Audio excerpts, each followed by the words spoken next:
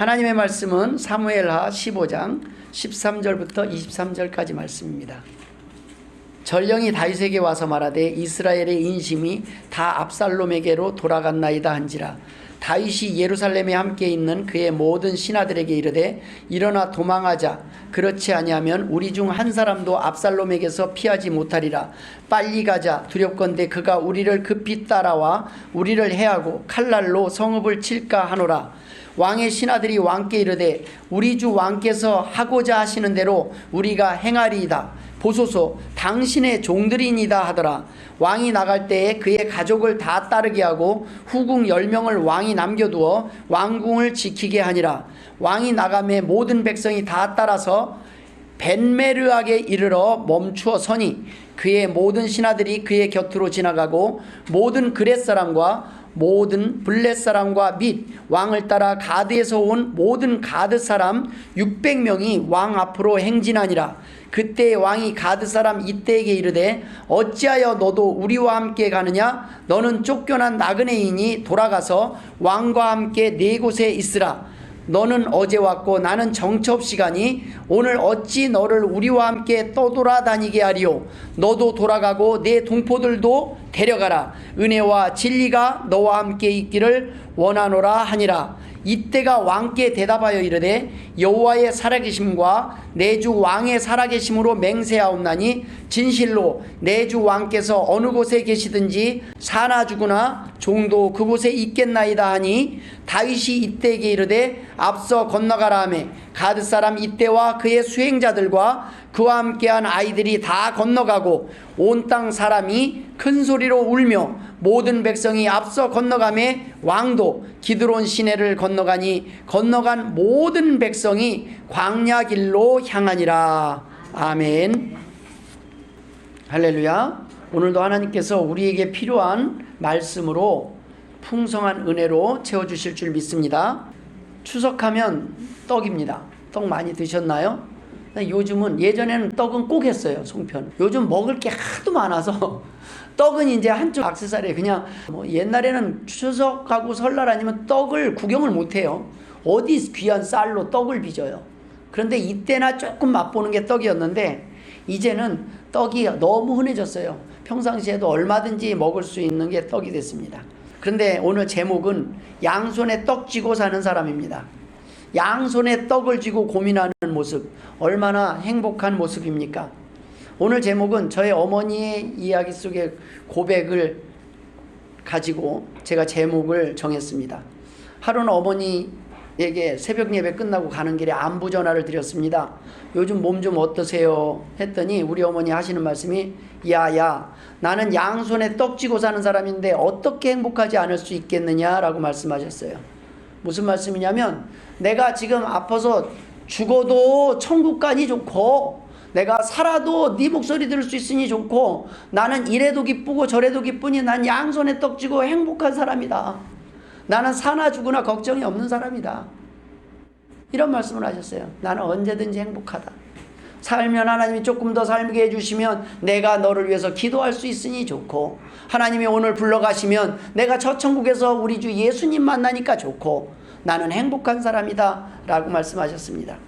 여러분 오늘 우리가 드린 찬양 가운데서도 사나 죽으나 내가 하나님을 위해서 산다는 그러한 고백이 있습니다. 그런데 그 삶과 죽음이 억지로가 아니라 우리의 삶 가운데 기쁨으로 나아가는 길, 그 길이 어떤 길이든지 기쁨으로 이래도 좋고 저래도 좋고 감사함으로 살아가는 그 사람에게 하나님께서 어찌 은혜를 주시지 않았다고 말할 수 있겠습니까? 우리는 어떤 길이든지 기쁨으로 둘 다 좋아서 둘 다 행복하게 살아가야 됩니다. 하나님 나를 이렇게 아픈데 왜 남겨두셨습니까가 아니라 하나님 이 땅에 남겨두신 거 보니까 아직까지는 하나님 사명이 있는 것 같습니다. 하나님 내가 오늘 하루를 허락하신 하나님께 감사하겠습니다. 하나님이 오늘 불러가신다면 하나님 영광 할렐루야 하늘나라 천국에 갈 준비가 되어 있습니다. 어떤 길인지 두려워하지 않고 기쁨으로 나아가는 것 둘 다 좋아서 가는 것 이 일을 하든 저 일을 하든 사명을 감당하면서 그 사명으로 가는 길이 내가 억지로 가는 길이 아니라 자발적으로 가니까 기쁜 길이 되어야 한다는 말씀입니다. 우리는 하나님의 사명을 감당할 때 할 수 없이 가는 사람들이 있어요. 조금 편한 거는 감당하는데 조금 힘들면 입이 한자나 나올 때가 있어요. 그런 사람은 기본적으로 사명이 무엇인지 모르는 사람들입니다. 사명이란 무엇입니까? 내가 지금 편한 곳이 아니라 내가 지금 편한 상황에서도 내가 힘든 일을 선택할 믿음이 있는 사람들이에요. 하나님이 나에게 편함을 주셨음에도 불구하고 기꺼이 내려놓고 그 편함을 다른 사람과 나눌 수 있는 마음을 가진 사람들이에요. 그러니까 어느 곳을 가든지 별로 달라질 게 없어요.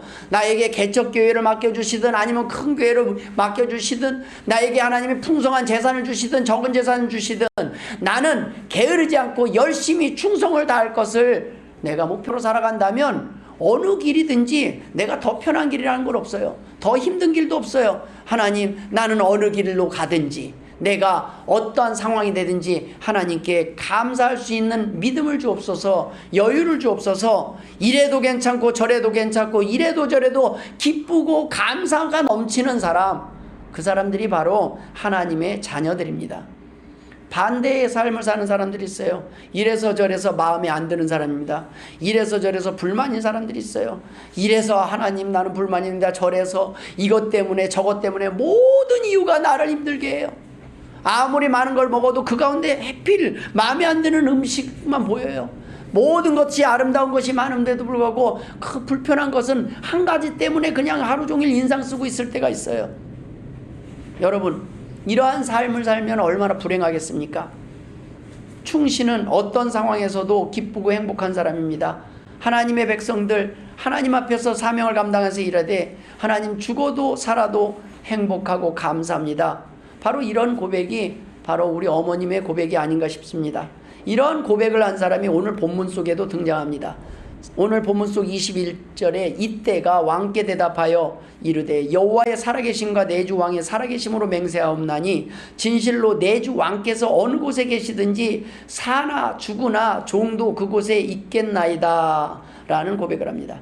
가끔 이런 말을 하는 사람들이 있습니다. 아유, 아프게 사느니 죽는 것이 낫지. 그러면은 지금 여기 있는 분들, 많은 분들이 공감을 할 거예요. 아유, 그러느니 죽는 게 낫지. 근데 정말 그렇습니까? 그렇다면 날 때부터 질병과 장애를 가지고 태어난 사람은 일찍 죽어야 합니까? 살 가치가 없는 사람입니까? 엊그제 기사 가운데 남양유업에서 분유를 만드는데 그 희귀병, 난치병 환자들이 꼭 먹어야 되는 분유, 그 사람들은 그 분유가 없으면 못 사는 거예요. 아기들이. 그래서 다른 것들은 소화를 못 해내요. 꼭 그 분유가 있어야 생존이 가능해요. 그런데 이 분유를 생산하는 업체가 남양유업밖에 없대요. 그런데 그거를 하려면은요, 분유 8만 통을 포기해야 한답니다. 그 몇 명 안 되는 그 사람들을 위해서 남양유업은 모든 라인을 올스톱하고요, 다 세척하고 다시 그 분유를 생산하고, 그리고 또 많이 생산도 안 하니까 조금 생산하고 A, B, C 몇 가지 유형이 있대요. 그 환자들을 위한 분유를 생산하기 위해서 모든 분유 라인을 다 세척하고 다시 하고, 그 세척할 버리는 양도 엄청나답니다. 그리고 그걸 만들기 위해서 외국에서 수입을 해요. 이건 무조건 적자인데 이 분유를 유일하게 남양유업에서 생산하는 이유가 그 창업자가 이 세상에 먹는 것 때문에는 모든 사람이 공평해야 된다. 먹을 수 있는 권리는 모두에게 가야 된다. 그 유지를 받들어서 지금도 생산하는데 전 세계에서 몇 개 안 된답니다. 여러분, 우리가 날 때부터 그거 하나가 없으면 못 사는 사람들이 있어요. 분유 하나가 없으면 그냥 죽을 수밖에 없는 사람. 그런 사람들은 정말로 이 땅에 살 가치가 없는 사람입니까? 오늘 누워있는, 병상에 누워있는 수많은 사람들은 살 의미가 없는 사람들입니까? 아니라는 겁니다. 하나님께서는 살 이유가 있기 때문에 이 땅에 보내셨습니다. 저는 이번 명절에 누워만 계신 저희 아버님을 뵙고 왔습니다. 저희 아버님 주변으로 자녀들이 다 그냥 삥 둘러섰어요. 저희 아버님은 가봤더니 저희의 위로가 필요한 분이 아니셨어요. 도리어 저희에게 지금 아버님은 위로와 힘이 되는 상황이었습니다.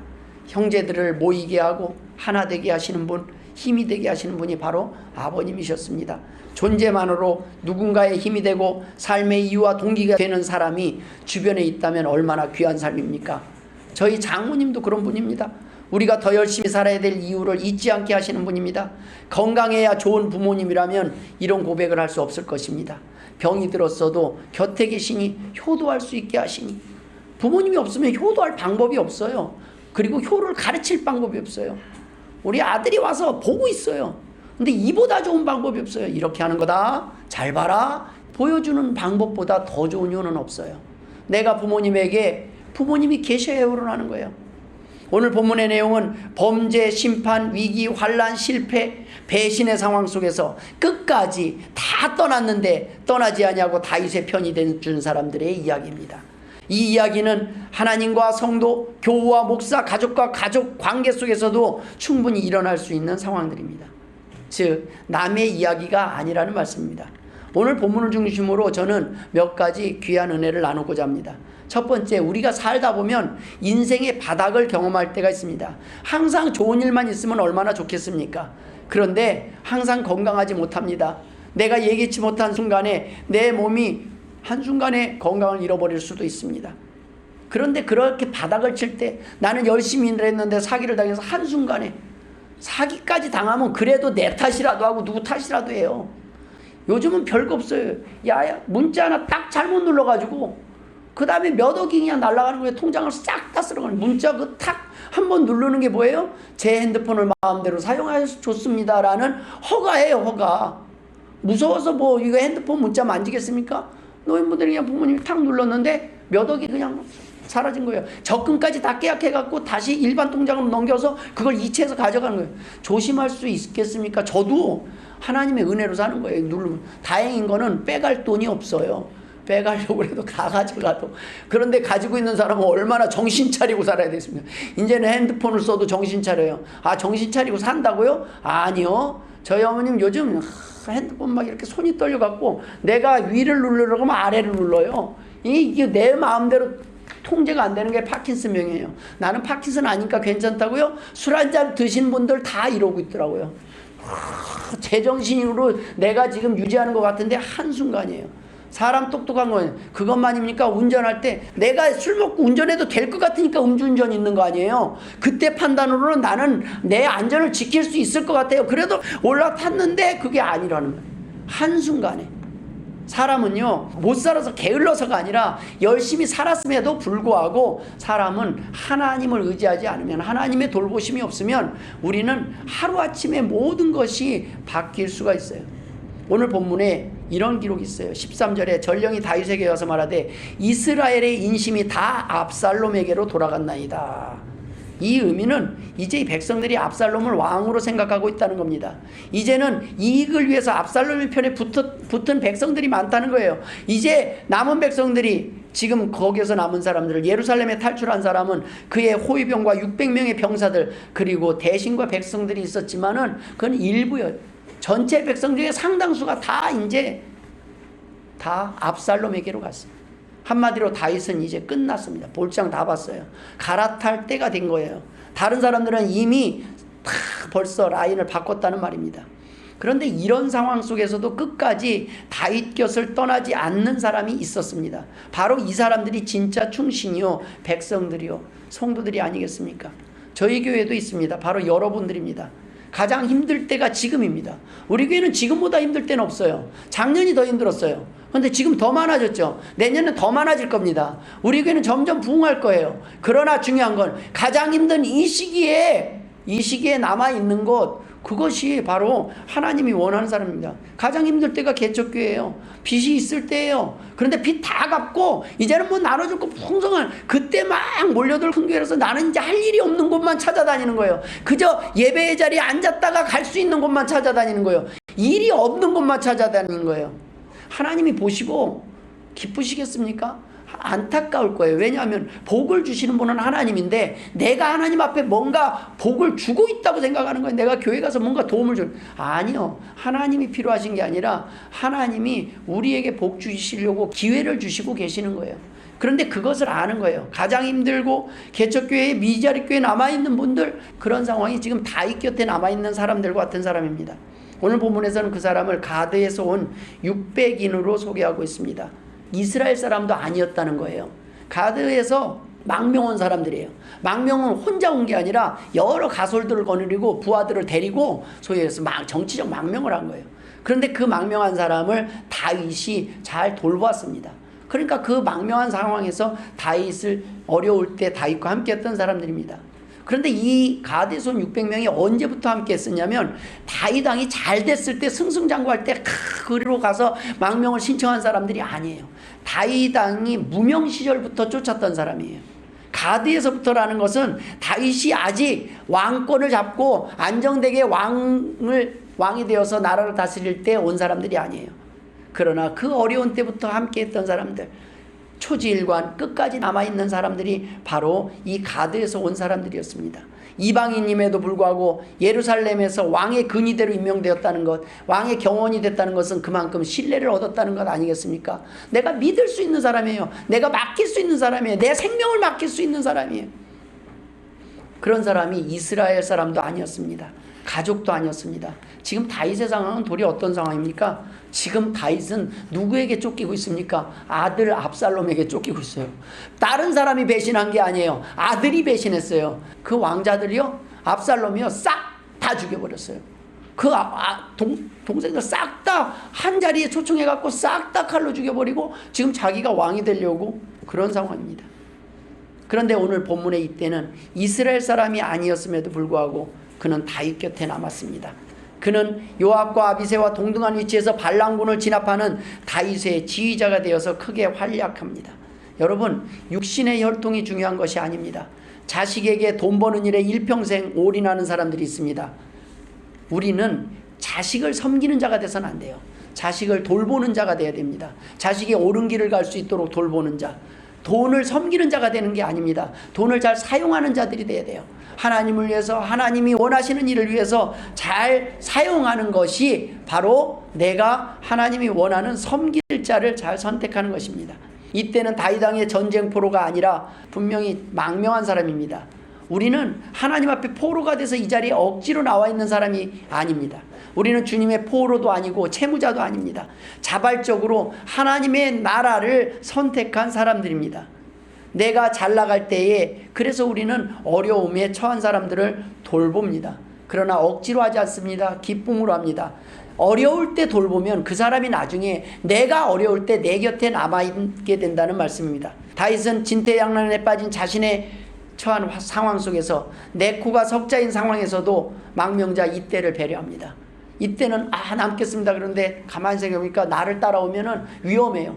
나는 이제 정처 없이 외국을 돌아다니면서 지금 무리를 이끌고 도망자의 신세가 되는데, 야, 너는 그래도 남아있어도 그렇게 압살롬이 너를 죽이질 건 알 것 같아. 그냥 너는 원래 외국이니까 내 편 아닌 것 중에 남아서 너는 여기 거하라. 다윗은 먼저 자신의 삶을 자신의 입속을 위해서 챙기는 왕이 아니라 그 상황에서도 야, 내 목숨은 내가 알았는데 너라도 좀 살아라. 도리어 다윗은 남아있으라고 했습니다. 그럴 때 오늘 이때가 한 고백이 나는 사나 죽으나 당신을 쫓아가겠습니다. 그런데 이 말에 앞서 뭐라고 얘기를 합니까? 이때가 왕께 대답하여 이르되 여호와의 살아계심과 내 주 왕의 살아계심으로 맹세하옵나니. 여러분, 이때는 이방인이에요. 이방인은 블레셋 사람들은 블레셋에서 섬기던 신상들이 있어요.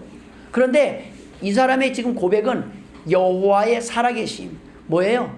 믿음이 달라졌다는 거예요. 믿는 신이 바뀌었다는 거예요. 하나님을 믿게 됐다는 거예요. 여호와를 믿는 종교로 자신이 개종했음을 지금 드러내고 있습니다. 이때가 하나님 때문에 다윗 왕을 선택한 것이 아닙니다. 개인적인 사정으로 망명하였지만 그는 다윗을 만나고 다윗 때문에 여호와 하나님을 만나게 됩니다. 그리고 나서 변화되는 거예요. 다윗을 보니까, 다윗과 함께 하신 그 하나님을 보니까 이때는 하나님은 살아계시구나, 그것을 경험하는 거예요. 그렇지 않으면 강자 옆에 서지 왜 망해가는 다윗 옆에 서겠습니까? 이때는 다윗과 하나님께서 함께 하실 줄을 믿게 된 거예요. 그래서 이때는 하나님의 편에 섭니다. 다윗의 편에 섭니다. 이때는 토종 이스라엘 백성도 아닙니다. 그는 외국인이었을 뿐이지만 어느 곳에 계시든지 그곳에 있겠나이다 라고 고백합니다. 다윗 왕의 배려에 이때의 충성스러운 대답이 이어지고 있습니다. 이제는 자기의 목숨까지도 아까워하지 않겠다는 고백을 하고 있습니다. 다윗의 온전한 모습만 보고 다윗을 선택한 것이 아닙니다. 잘 나갈 때만 따른 것이 아닙니다. 지금 공경에 처했을 때도 바닥을 치는 상황에서도 모든 사람이 다윗을 조롱하고 있을 때, 왜 많은 사람이 이스라엘 백성들이 다윗에게 등을 돌렸는지 아십니까? 지금 다윗의 상황은요, 선지자 나단을 통해서 예언한 대로 지금 이루어지는 거거든요. 다윗이 밧세바와 간음을 해요. 그걸로 인해서 다윗의 아들을 잃고요. 하나님께서 너에게 이제 칼이 끊어지지 않겠다 그랬어요. 하나님이 나단 선지자가 예언했으니까 이제는 뭐냐면 다윗은 끝났다는 거예요. 하나님의 심판이 이제 시작됐다는 거예요. 너가 이제 잘못했으니까 이제 다윗은 이제 벌 받는 일밖에 없는 거예요. 그런데 이러한 상황에서 모든 사람이 다윗에게 아유 그러길래 있을 때 잘하지 그랬어. 그러길래 하나님 앞에 잘하지 그랬어. 아유 이제 하나님이 다윗 버려놓는다 이렇게 생각할 수 있어요. 그런데 거기에서 하나 놓친 게 있어요. 다윗은요 잘못하고 나서 하나님 앞에 바로 무릎 꿇고 회개하고 자복을 했어요. 그래서 하나님께서 약속하신 게 있어요. 내가 너의 목숨만은 보장하신다고 그랬어요. 하나님께서 너의 목숨만은, 내가 너를 벌을 하지만 너에게 환난과 고난이 있겠지만 왜 하나님의 채찍이 뭡니까? 이것 또한 사랑입니다. 하나님은 다윗을 사랑하셔서 다시는 범죄하지 않도록 하기 위해서 다윗만 때리신 것이 아니에요. 온 이스라엘 백성에게 나는 여호와 하나님인 것을 가르친 거예요. 나는 잘못을 할 때도 그를 돌이키게 하기 위해서 매를 드시는 하나님이다. 그러나 그 매 또한 사랑이다. 그래서 하나님께서 오늘 다윗에게 지금 매를 들고 계시는데 그 매에 채찍으로 사용한 게 다른 사람이 아니에요. 자식이에요. 압살롬이에요. 하나님을 등을 돌렸더니 나중에 내가 하나님 나의 채찍이 되고 나의 가장 아픔이 되는 것이 누구가 됐어요? 자녀, 사랑하는 자녀 압살롬. 그런데도 다윗은 부모예요. 역시 부모예요. 압살롬을 원망하거나 압살롬을 탓하는 게 아니라 그저 그냥 예루살렘, 남이라면 그렇게 쉽게 예루살렘을 놓고 나오지 않아요. 그냥 아유 나 아니면 너희라도 왕되라. 그래도 내 자식이 왕되니까 낫다. 그러고 그냥 다윗은 순순히 내주고 지금 나가고 있는 거예요. 도망가면서도 아유 걔가 나를 미워하든 어쨌든 상관없다. 그러나 이렇게 바닥은 친 상황에 모든 사람이 떠났을지라도 지금 이때는 다윗 옆에 남아 있습니다. 여러분 사랑도 마찬가지입니다. 좋은 모습만 사랑하고 좋을 때만 사랑하는 것은 사랑이 아닙니다. 연약해서 넘어질 때도 끝까지 초질관 곁을 지키는 것이 사랑입니다. 그런데 하나님의 사랑의 방법은 어떻습니까? 끝까지 참지만 잘못했을 때 벌을 내리시는 하나님이 돼요. 우리가 자녀의 행동이 잘못되면 나중에 우리가 혼을 내기도 해요. 그러나 부모는 죽이기 위해서 혼을 내는 부모들이 아니에요.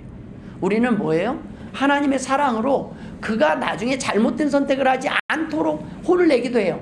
그러나 중요한 것은 뭐냐면 그러한 가운데서도 하나님은 다윗에게 끝까지 내가 너를 사랑한다는 메시지를 주셨어요. 그래서 다윗은요 다시 돌아올 것을 알고 후궁 10명을 남겨놔요. 하면서 내가 나중에 너가 궁을 지키고 있으라고 그래요. 그럼 내가 다시 올 거다. 나는 다시 돌아올 것이다. 하나님은 지금 다윗이 밧세바를 취한 범죄로 인해서 벌을 받고 있는 상황에서도 희망을 주셨습니다. 사무엘하 12장 10절에 보면 내가 나를 업신여기고 햇사람 우리아의 아내를 빼앗아 내 아내로 삼았은즉 칼이 내 집에서 영원토록 떠나지 아니하리라. 보라 내가 너와 내 집에 재앙을 일으키고 내가 내 눈앞에서 내 아내를 빼앗아 내 이웃들에게 주리니 그 사람들이 내 아내들과 더불어 백주에 동침하리라. 너는 은밀히 행하였으나 나는 온 이스라엘 앞에서 백주의 이 일을 행하리라 하셨나이다.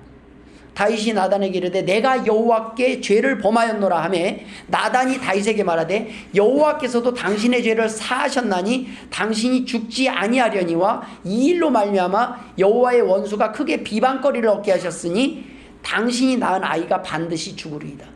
놀라운 건요 하나님은 용서를 하셨어요. 다윗의 목숨을 다시 구해주시긴 하지만 이 일로 인해서 하나님 살아계신 거 맞아? 하나님이 있다면 어쩌면 저럴 수가 있어? 이러한 것들이 나올 수 있기 때문에 다윗이 믿는 하나님이 정말 있다면 저럴 수 있어. 그러니까 하나님이 뭐냐면 내 자식인데 내 사랑하는 다윗을 먼저 내가 때리는 거예요. 이방 사람들이 배우게 하는 거예요. 이방 사람들이 야 정말 하나님 무서운 하나님이구나. 그 사랑했던 다윗조차도 하나님이 매를 드시는구나. 이방 사람들이 하나님을 두려워하게 만드는 거예요. 하나님은 끝까지 여기에 표현해 보면은 사무엘하에 보면 햇사람 우리아의 아내라고 기록을 하고 있어요. 밧세바를 결코 성경 어디에도요 다윗의 아내로 기록을 안 해요. 끝까지 너는 남의 아내를 빼앗은 거다. 그래서 기록을 다 그렇게 정확하게 해요. 우리아의 아내를. 네 아내는 아니라는 거예요. 근데 그 밧세바에게서 태어난 사람이 솔로몬이에요. 하나님께서는 우리의 죄를 통해서 그 값을 치르지만 그 값을 치름에도 불구하고 우리가 하나님 앞에 회개하고 돌아왔을 때는 어떻게 해요? 회복시키시는 하나님입니다. 그랬을 때 손가락질하며 수많은 사람이 떠났을 때 그래도 그 옆에 남아서 함께 있었던 사람들. 여러분, 우리가 잘못할 때 있어요. 나중에 이렇게 돌아보면 입이 10개 있어도 할 말이 없는 실수를 할 때 있어요. 자녀든 이웃애든. 도리어 뭔 변명이라도 할 수 있으면 그나마 나아요. 그런데 변명할 것도 없어요. 진짜 잘못해서 아무리 돌아봐도 내가 미련했고 내가 어리석었어요. 그러니까 아빠가 잘못했잖아. 이러고 떠나는 자식보다 아빠 그래도 내가 사랑할게 하는 자식을 기대하잖아요. 내가 실수했어요. 뭐 바람 폈어요. 넘어졌어요. 부도가 났어요.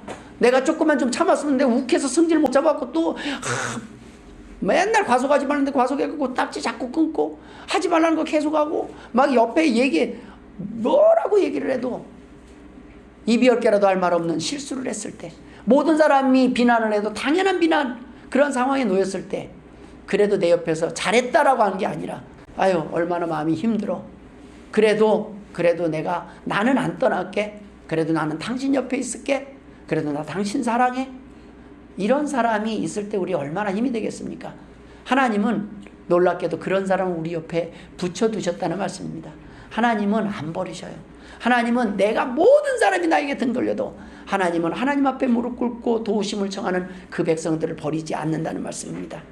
그래서 사무엘하 15장 23절에 온 땅 사람이 큰 소리로 울며 모든 백성이 앞서 건너가매 왕도 기드론 시내를 건너니 건너간 모든 백성이 광야길로 향하니라. 여기에서 모든 백성이 큰 소리로 운다고 그랬어요. 다윗의 고통 가운데서 함께 다윗의 눈물에 동참할 수 있는 사람, 다윗의 그 마음을 이해하는 사람, 아유 왕이여 왜 그랬습니까 하고 등 돌린 사람이 거의 90%였어요. 그런데 나머지는 그래요.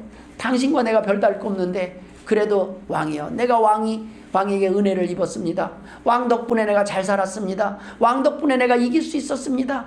그 왕의 은혜를 잊지 않은 사람들이 바로 남아 있었다는 거예요. 끝까지 다윗의 고통과 함께한 사람들입니다. 다윗의 고통을 남의 일로 여기지 않은 사람들입니다. 다윗을 등을 지고 압살롬의 편이면 쉬운 일이었었는데 대세는 기울었지만 많은 사람들이 압살롬의 편에 섰지만 끝까지 다윗의 편에 서 있는 사람들이 있습니다. 바로 이때와 같은 사람들 아니겠습니까?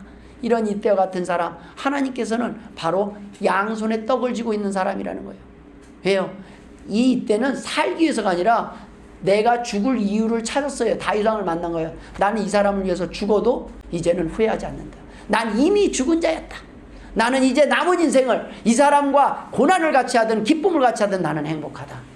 양손에 떡을 쥐고 다윗 곁에 남아있는 거예요. 억지로 앉아있는 사람이 아니에요. 억지로 울고 있는 사람이 아니에요. 하나님 감사합니다. 나는 이전에도 평안을 누렸는데 지금도 평안합니다. 지금 빼앗아 가시는 주신 이도 여호와시니 가져가는 것도 여호와십니다. 나는 원래 적신으로 태어났는데 하나님 나에게 많은 것들을 누리게 하셨는데 지금 가져가신들 제가 무엇을 원망하겠습니까? 모쪼록 우리 성도 여러분 어떠한 상황에서든지 힘든 상황에서도 끝까지 하나님을 의지하면서 하나님이 회복시켜 주실 것을 믿고 양손에 떡 쥐고 사시길 주의 이름으로 축원드립니다. 기도하겠습니다. 하나님 아버지 은혜를 감사드립니다. 오늘 주신 귀한 말씀 끝까지 우리의 삶 가운데 적용하며 하나님의 은혜 가운데 기쁨으로 살아가게 하여 주옵소서. 지금은 아직은 잘 모르고 하나님에 대한 믿음도 약하지만 하나님 우리의 삶 가운데 끝까지 포기하지 아니하시고 끝까지 동행하여 주시고 끝까지 사랑하여 주옵소서. 감사하며 예수님의 이름으로 기도드리옵나이다. 아멘.